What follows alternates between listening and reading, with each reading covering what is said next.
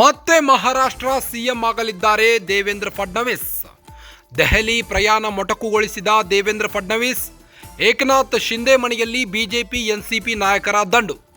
ನಾಯಕರ ಜೊತೆ ಸಭೆ ಬಳಿಕ ಏಕನಾಥ್ ಶಿಂದೆ ಸುದ್ದಿಗೋಷ್ಠಿ ನಡೆಸಿದ್ದಾರೆ. ಮಹಾರಾಷ್ಟ್ರ ಜನರಿಗೆ ಧನ್ಯವಾದವನ್ನ ಅರ್ಪಿಸಿದ ಹಂಗಾಮಿ ಸಿಎಂ ಶಿಂದೆ.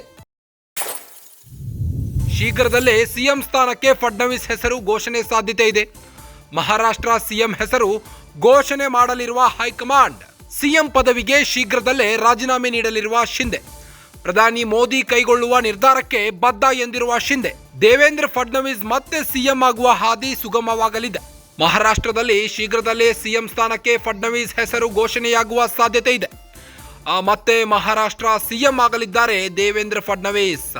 ದೇವೇಂದ್ರ ಫಡ್ನವೀಸ್ ಸಿಎಂ ಹಾದಿ ಸುಗಮವಾಗಲಿದೆ. ಮತ್ತೆ ಮಹಾರಾಷ್ಟ್ರ ಸಿಎಂ ಆಗಲಿದ್ದಾರಾ ದೇವೇಂದ್ರ ಫಡ್ನವೀಸ್?